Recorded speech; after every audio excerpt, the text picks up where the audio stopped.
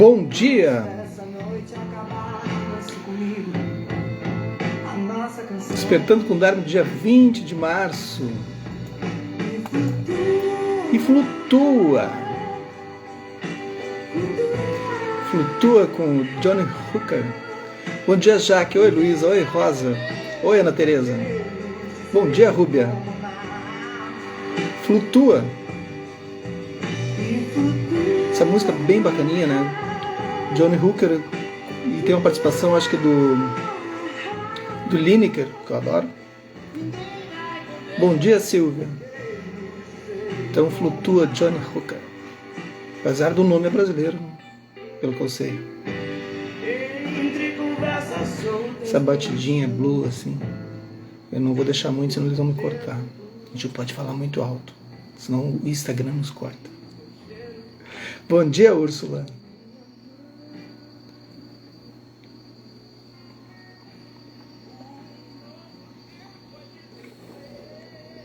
Essa música fala sobre a relação de dois homens,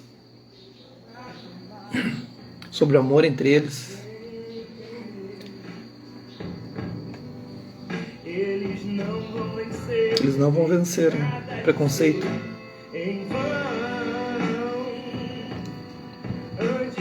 Espero que todos estejam bem. Hoje é sábado, final de semana, todo mundo curtindo. Quem pode ir pra praia, mora em beira de praia, que eu sei aí que tem gente que mora no Rio, coisa boa. Quem tá na mata vai pra mata. Bom dia, Karen. Bom dia, Fabiola. Tudo bem? Tudo bem. Então, bom dia a todas. Nosso público, mesmo no sábado. Então, começamos ali com Flutua, do John Hooker. E aí, vamos para a Arte da Felicidade. Arte da Felicidade com o Dalai Lama. Então esse livro, ele está falando agora sobre o manual, né? Como é que a gente vai explorando. É claro que quando ele fala sobre a felicidade, para quem tem um pouquinho mais de conhecimento do budismo, ele está falando sobre um resultado. Porque a felicidade é um resultado do que a gente vai construindo assim dentro das concepções do budismo. E ela não é o fim em si, né? Então não existe uma linha felicidade dentro do budismo. Existe sim a dissolução do sofrimento que leva à felicidade. Aí sim a gente gera felicidade. Para a dissolução do sofrimento a gente precisa ver as causas que causam esse sofrimento. E das causas a gente precisa quebrar com as condições que levam a esse sofrimento, que levam a essas causas. Então a gente vê as causas, a gente vê as condições. E aí a gente quebra essas condições. E as coisas vão se dissolvendo. Mas isso leva tempo. Diz, mas é simples assim, é só uma linha reta. Não é uma linha reta, é uma linha cheia de atalhos e montanhas e tudo mais. Porque a nossa vida é assim. E é desse jeito. E tá tudo certo como tá. E hoje, agora, gente, 6h33, exatamente agora, deu o estalo. Exatamente agora está começando o ano astrológico. Eu não entendo nada disso. Mas ontem eu estava assistindo a Marta, do Pedra de Mim. Sigam o Pedra de Mim, a Marta Verena, sigam o Pedra de Mim, que é uma pessoa maravilhosa, assim, uma terapeuta. E ela estava falando sobre o ano novo astrológico, que começa agora, 6h33. Então o ano começou, tá valendo.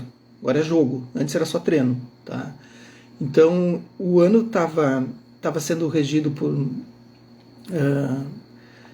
nem sei por quem. Só sei que agora é por Vênus, não me lembro. Mas Vênus é o único planeta que é feminino, segundo ela. Eu estava vendo um videozinho dela. É o único planeta que é feminino. E o feminino, então, é o que vai nos conduzir agora.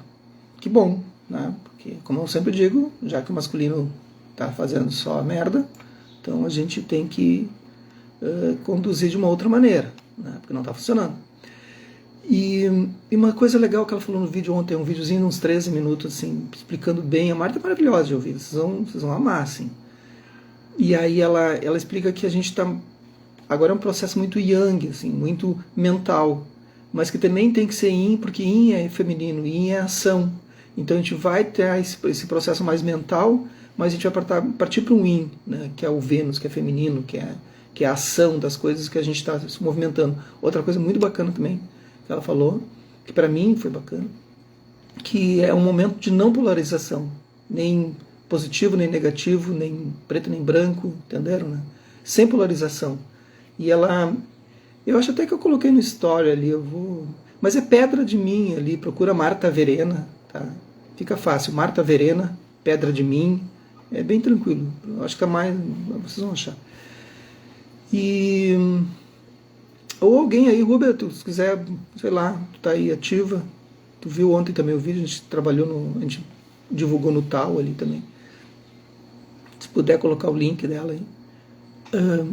Uma coisa que eu achei legal que ela falou, que é o momento da gente não polarizar, então escolher um caminho do meio, ficar nesse caminho do meio, porque é um momento de lucidez. E para a gente lá na frente um dia lembrar, né, quando passar essa pandemia, que vai levar tempo, não é agora quando terminou a vacina, passou a pandemia, não, vai levar muitos anos. Tá? Economicamente vai levar uns 7 a 10 anos para a gente se voltar a se recuperar.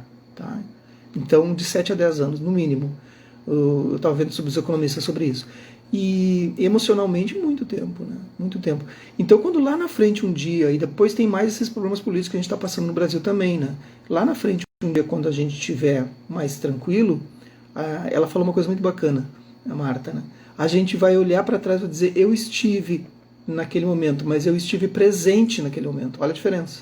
Eu passei por aquele momento, mas eu estive presente. Então estejam presentes nesse momento agora da pandemia, de tudo isso que está acontecendo, dessa polarização, né, dessa... Não entrem em estados de carência, uma coisa que ela falou, que eu lembrei que a Rúbia fala muito nas terapias dela, né, que a gente não foque na carência, mas que a gente foque na abundância, na prosperidade, e que a gente procure usar agora Vênus, que é aquela mãe terra, que é aquela mãe que abarca tudo, que ela possa nos acolher. Então, não focar na carência, focar na prosperidade. E uma terceira coisa que eu achei muito legal que ela falou, foi que não é o momento de acumular, é o momento de dividir, porque muitas pessoas estão passando por problemas. E às vezes são pessoas que estão próximas a nós, a gente nem imagina. Então olhar com um olhar atencioso, olhar com um olhar cuidadoso, que são pessoas que estão ali e que podem estar precisando de uma mão, de uma ajuda, né? E receber uma ajuda de alguém assim é sempre muito bom, assim, esse olhar de mãe, né? Esse olhar que acolhe, olhar de Vênus, né? Então hoje está começando um ano astrológico. Obrigado, Rubio. Aí, ó, Pedra de Mim, é só seguir. Aí tá o vídeo lá e tal. Então, e não acumular. É o ano de não acumulação, gente. Não é só o ano, né? Eu levo isso para a vida. É não acumulação. A gente não deve acumular. A gente não está aqui para acumular. Ter 20 apartamentos, para que tudo isso? O que é isso? O que está acontecendo? Todo mundo pode ter só um e tá bom. Então é um ano de não acumulação. Tudo bem que tu tem dinheiro, ótimo, bacana, parabéns. Mas não acumulação no sentido de ter esse cuidado, assim, né? Porque agora é o momento de estender a mão, estender nesse sentido de não precisa se desfazer do que vocês possuem, não é isso. Não acumulação é não retirar mais do que tu precisa. A gente faz isso. A gente não tira da terra mais do que a gente precisa, a gente vai lá e colhe somente aquilo que a gente vai usar. Então hoje começa o ano astrológico em Vênus. Bonito, né? Eu acho bonito essas coisas, eu não entendo nada disso aí. Porque nunca estudei, mas sempre achei muito lindo. Muito, muito, muito sensato, assim. Tem tudo uma lucidez nesse olhar, assim, né? E para a gente não acreditar não significa que não exista, né? É como a acupuntura, né, Gorete? A gente não vê os meridianos, a gente não vê os meridianos do corpo, a gente não vê os chakras também. Mas aí a Gorete vai lá e bota uma agulha e tudo funciona, né? Ou a Maitícia propõe um floral e as coisas se reorganizam no nosso corpo, assim. É uma coisa muito louca, né? Por eu não ver não significa que não exista, né? Vamos lá, isso aí faz parte da arte da felicidade. Estamos na página 134. O real valor da vida humana.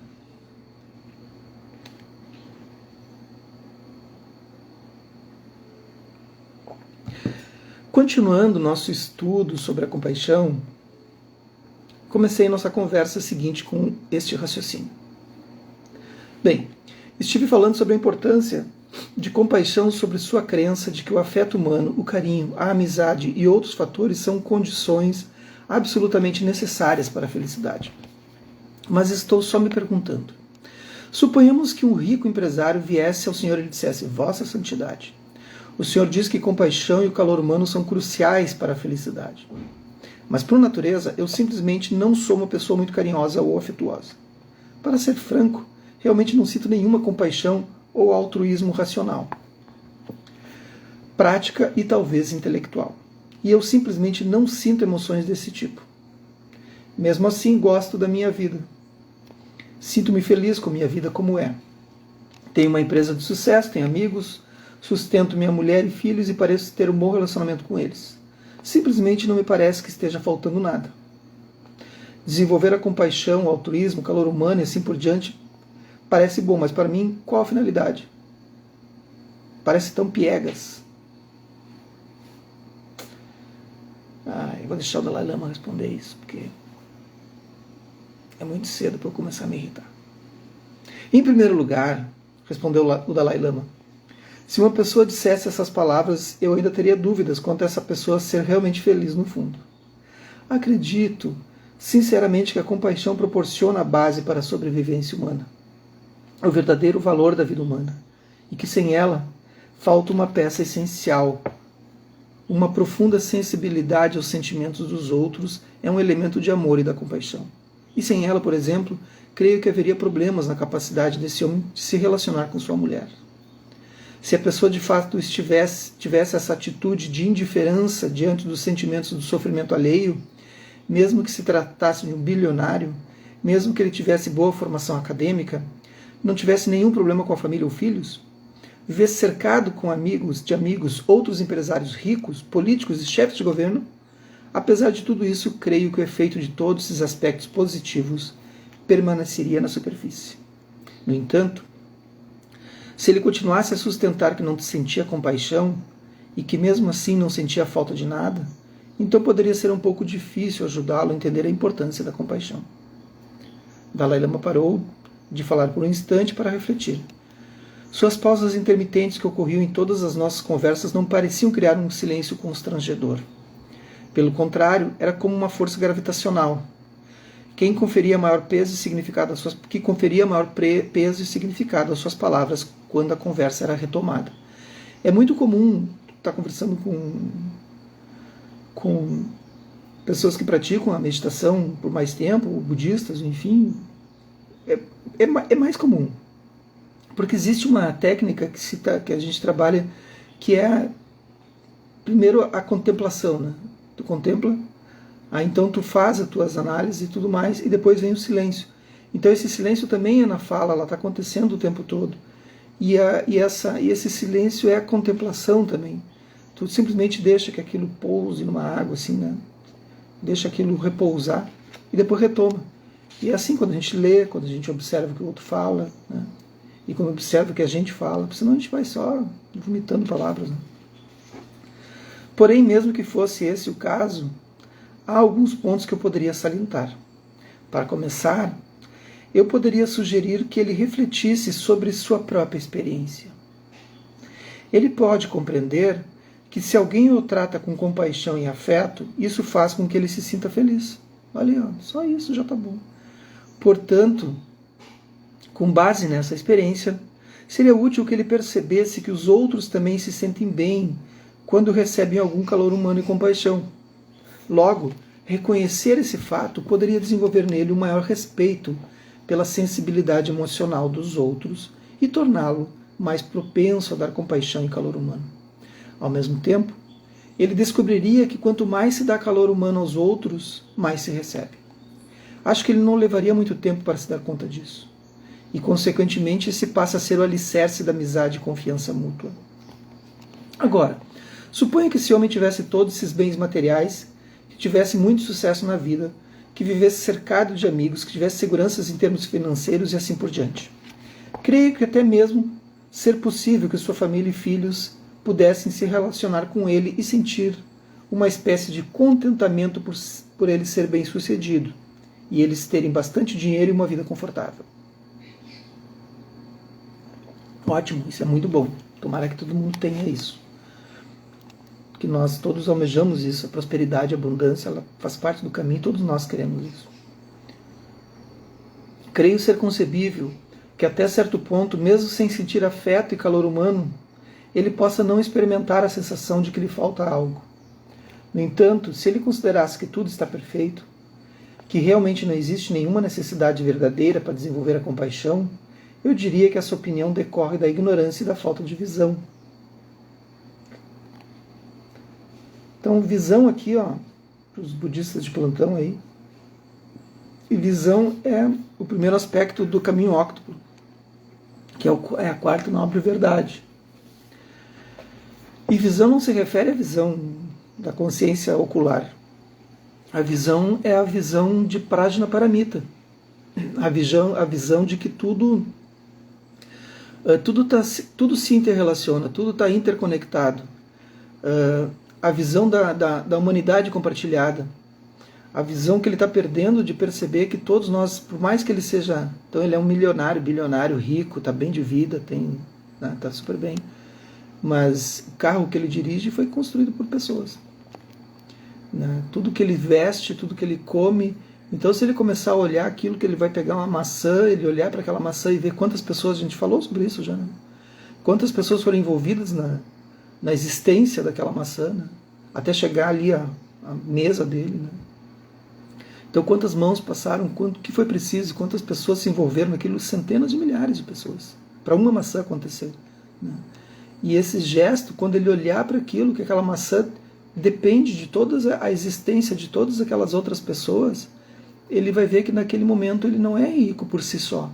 A própria riqueza também tem esse olhar. A gente não pode ser rico por si só, rico independente dos outros. Né? Então esse olhar a gente tem que ter, que é todas aquelas pessoas envolvidas ali fizeram com que essa maçã existisse para mim. Nesse momento tu sente o ser grato, assim, né? Estar grato por aquilo.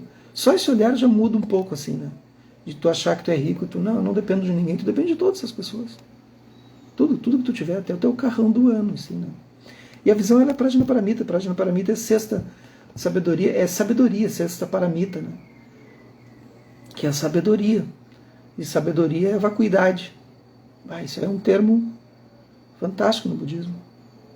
Enfim, mesmo que pareça que os outros se relacionam com ele plenamente, na realidade, o que acontece é que grande parte do relacionamento ou interação das pessoas com ele se baseia na percepção que tem dele como um manancial de sucesso e prosperidade. Claro, ele acha que as pessoas se aproximam dele por causa da prosperidade.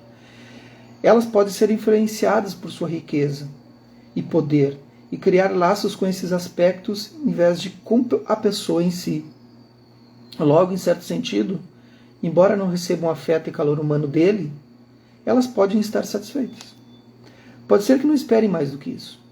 Mas o que acontece é que se sua fortuna se reduzisse, essa base para o relacionamento sairia enfraquecida. Ele então começaria a ver o efeito de não dispor do calor humano e passaria de imediato a sofrer. Entretanto, se as pessoas têm compaixão, naturalmente isso é algo com quem pode contar. Mesmo que enfrentem problemas econômicos e que sua fortuna venha a minguar, elas ainda têm algo a compartilhar com outros seres humanos.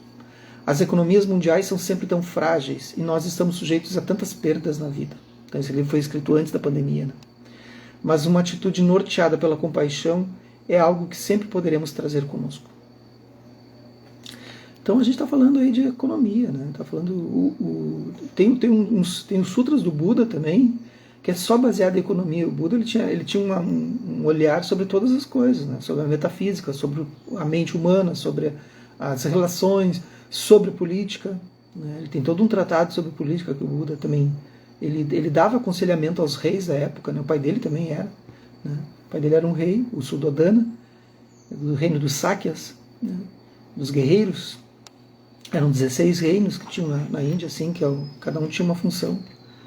E o reino do Suddhodana era o reino dos Sakyas, dos guerreiros que protegiam aquela região ali em Lumbini, ali no Nepal, praticamente. No Nepal. E aí, então, ele dava esses aconselhamentos aos reis, como conduzia suas relações com outros reinos, como conduzia a política, a relação com o comércio. Ele tinha toda uma... Era um gênio, né? Um gênio da humanidade, assim. E a gente está passando por isso hoje, né? Se a gente tivesse pessoas assim sensatas para falar o que está acontecendo, as pessoas estão preocupadas, todo mundo está preocupado com a questão do comércio e tudo mais, né? E com toda razão, né? Mas pense numa coisa agora, só para né? É cedo, dá para a gente pensar, a gente tem a loja lá que a gente tem que abrir, né? Mas quem é que tem interesse realmente nisso, né? Claro que a gente tem que comer, todo mundo tem que abrir e vender, né? Esse é o jogo, né? Assim que funciona a economia. Mas nós temos 350 bilhões em reserva. Quanto vocês acham que os bancos possuem e as maiores fortunas do Brasil possuem, acumuladas, guardando? E como é que essas fortunas acontecem? Pelas economias periféricas, não são as economias diretas. A pessoa que está vendendo o carro ali acha que aquela empresa ali precisa sobreviver hoje. Não, tu está simplesmente numa ponta daquele rico que está lá faturando bilhões por ano. Então é ele que não quer que a economia pare, não é tu. Por que ele não injeta, então, dinheiro para que não pare? Vocês viram eles injetarem? Vocês viram os bancos pararem de cobrar? Vocês viram? Nada. O governo parou de cobrar? Os impostos? Também não. Mas tem uma reserva de 350 bilhões. Ah, mas isso não pode, porque quebraria o Brasil. Jamais quebraria. É aí que está. As grandes reservas são infinitas. Poderiam resolver completamente a economia do Brasil. Mas a gente olha a ponta, né? A ponta é a ponta do rico, não a ponta da sua ponta. A sua ponta não significa absolutamente nada para o rico. Agora, se tu parar de vender o carro, a frota para de ser produzida. Se ela para de ser produzida, as peças param de ser produzidas. Estou dando um exemplo do carro, pode ser chinelo. Tá? Aumentem a rede. Assim. Para de ser produzida a peça, para de ser produzido aquilo. Quem é que vai... Não. O que tu precisa? Tu é uma revenda? Eu vou te dar um aporte. Fundo perdido. Tá bom? 1 milhão para tu te manter um mês? Opa! Só um pouquinho, pode ser. Tá bem? Eu vou me manter. Eu fico fechado. Pensem sobre isso, gente. Não é isso que vocês estão vendo. As coisas não são o que a gente está vendo. Não precisa ser gênio da economia para perceber isso. Pelo amor de Deus. Ai. Entretanto, se as pessoas têm compaixão, naturalmente isso é algo com que pode contar, mesmo que enfrentem problemas econômicos. Um auxiliar em vestes de cor marrom avermelhada entrou no aposento e serviu o chá em silêncio enquanto o Dalai Lama prosseguia. Naturalmente, ao tentar explicar para alguém a importância da compaixão, em alguns casos pode-se estar lidando com uma pessoa muito egoísta, individualista e embrutecida. Alguém que se preocupa apenas com seus próprios interesses. E é até possível que haja pessoas desprovidas da capacidade de sentir empatia, mesmo por alguém que amem ou que lhes seja chegado. No entanto, mesmo a essas pessoas ainda é possível apresentar a importância da compaixão e do amor, com base no fato de ser esse o melhor meio para a realização dos interesses pessoais. Essas pessoas desejam ter saúde, ter uma vida mais longa, ter paz de espírito, felicidade e alegria. Todos nós desejamos. E se for isso que desejam, já ouvi falar de comprovação científica de que esses aspectos podem ser promovidos por sentimentos de amor e compaixão. Sim, Dalai Lama falou isso há 20 anos atrás e agora está comprovado. Que é esse próximo mentoria que eu vou fazer com vocês sobre autocompaixão. Quem quiser essas mentorias já pode mandar um WhatsApp reservando vaga, porque as vagas serão realmente limitadas. Serão limitadas. Eu não vou abrir vagas para... não vai ser um curso, inclusive. Tá? Então, quem quiser essas mentorias, mandem, porque eu vou limitar a quantos eu posso atender por semana. E é isso, eu vou disponibilizar alguns horários, e esses horários, uma vez que eles estejam preenchidos, eles serão suspensos por vários meses. Assim. Mas na qualidade de médico, de psiquiatra, talvez você tenha maior conhecimento dessas afirmações científicas. É verdade, concordei. Creio que há provas científicas que corroboram especificamente as hipóteses sobre as vantagens físicas e emocionais dos estados mentais dominados pela compaixão. Então hoje já está super, mega, hiper comprovado. Tem mundos inteiros estudando isso. Por isso, a meu ver, Informar alguém sobre esses fatos e estudos científicos poderia sem dúvida estimular algumas pessoas a cultivar mais compaixão nos seus estados mentais, comentou o Dalai Lama. Ainda continuando sobre economia, eu já comentei aqui, né, sobre o Resource Project. Foi estudado na Alemanha, um método, enfim, né, por vários anos. E aí saiu o resultado, depois por milhares de artigos científicos, que é a maior pesquisa científica sobre meditação do mundo. E o impacto que isso vai gerar na economia vai ser tão grande que vai mudar o comportamento do consumidor, porque eles estão ficando mais empáticos, com mais compaixão.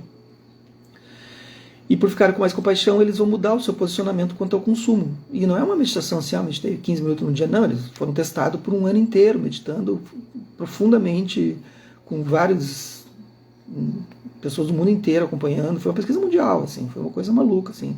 Injetaram milhões e milhões e milhões no Instituto Planck assim, para que isso acontecesse. Produzir equipamentos de ressonância exclusivo para isso, para medir o cérebro. Foi uma coisa louca, assim, uma campanha bilionária, assim. O mundo todo envolvido. E a economia vai mudar nos próximos anos. Economia comportamental se chama isso. E com a economia mudando, muda todo esse processo. Então vocês imaginam, nos próximos 20, 30 anos, a economia mudando em função por causa da meditação. Que louco que vai ser isso. Que louco que vai chegar aqui. Isso vai levar muito tempo ainda aqui. Mas vai chegar. Creio, porém, que mesmo fora do âmbito desses estudos científicos, existem outros argumentos que as pessoas poderiam entender e apreciar a partir da sua própria experiência prática ou direta de rotina. Por exemplo, poderíamos salientar que a falta de compaixão gera uma certa desumanidade. São muitos os exemplos indicadores de que, a algum nível profundo, as pessoas desumanas geralmente sofrem de uma espécie de infelicidade e insatisfação. Pessoas como Stalin e Hitler. Tem outras, né? Tem outras. Essas pessoas são atormentadas por uma constante sensação de segurança e medo. Mesmo quando estão dormindo, creio que essa sensação de medo persiste. Tudo isso poderia ser muito difícil para algumas pessoas entenderem, mas uma afirmação que se pode fazer é que falta a essas pessoas algo que se pode encontrar numa pessoa mais provida de compaixão, uma sensação de liberdade, de abandono, para que ao dormir a pessoa possa relaxar e se soltar. As pessoas cruéis nunca têm essa experiência. Estão sempre nas garras de alguma coisa. Deve ser muito triste viver assim, né? Algum tipo de influência que as domina, e elas não conseguem experimentar aquela sensação de se soltar, aquela noção de liberdade. Deve ser horrível viver assim, né, preso dentro da sua própria criação, né? Pá, deve ser uma coisa terrível. Eu sinto uma certa pena, assim. Ele parou por um instante, coçando distraído a cabeça antes de prosseguir. Embora eu esteja apenas especulando, imagino que se perguntássemos a alguma dessas pessoas desumanas se haviam sido mais felizes durante a infância, quando recebiam os cuidados da mãe e tinham maior intimidade com a família, ou eram mais felizes agora que dispunham de maior poder, influência e posição. Creio que elas diriam que sua juventude foi mais agradável. Creio que até mesmo Stalin foi amado pela mãe na infância. Então amanhã a gente continua, né? Senão fica muita coisa. Então é isso. O ano novo astrológico, gente. Tá? Lembrem disso aí, procurem aí a Marta perto de mim que vai falar mais sobre isso. E é muito bacana. O ano novo é Vênus, é feminino, né? E nós somos todos yin e yang, nós somos todos masculinos e femininos. Então que a gente não fique na polaridade, a gente tem que trabalhar nos nossos dois lados, assim, nosso lado masculino e feminino, o nosso lado mental e o nosso lado de ação, todos os... Parem com essa coisa de achar que o homem tem que ser machão, tem que ser não sei o que, isso aí é bobagem. Nós temos que ser cuidadosos e acolhedores, como a mulher é. Nós temos que pegar as características femininas e incorporar em nós, homens. As mulheres têm que incorporar as características masculinas para fortalecer seu lado yang, né? Então nós todos temos isso, temos luz e sombra dentro de nós, yin e yang, mas que a gente tem que trabalhar não lados opostos ou polaridade, nós temos que trabalhar o caminho do meio. O caminho do meio, que é uma expressão que vem do budismo, né? Então o Buda traçou talhou esse caminho do meio e trouxe não polaridade. Não polaridade, caminho do meio. E o caminho do meio é onde a gente encontra lucidez. Só no caminho do meio. Tu não encontra no negativo, no positivo, no escuro, no branco. Não encontra lucidez. Quando tu trabalha com radicalismos opostos, é impossível. Isso na física é impossível também. Entenderam? O caminho do meio, a lucidez só se encontra no caminho do meio. A lucidez só se encontra nessa não polarização. Que os méritos desse nosso encontro, dessa nossa prática se expandem e toquem a todos, e que nós possamos nos tornar um caminho iluminado, um caminho com lucidez, por isso que é iluminado, entendeu? Um bom dia, um bom sábado para vocês, curtam, até mais.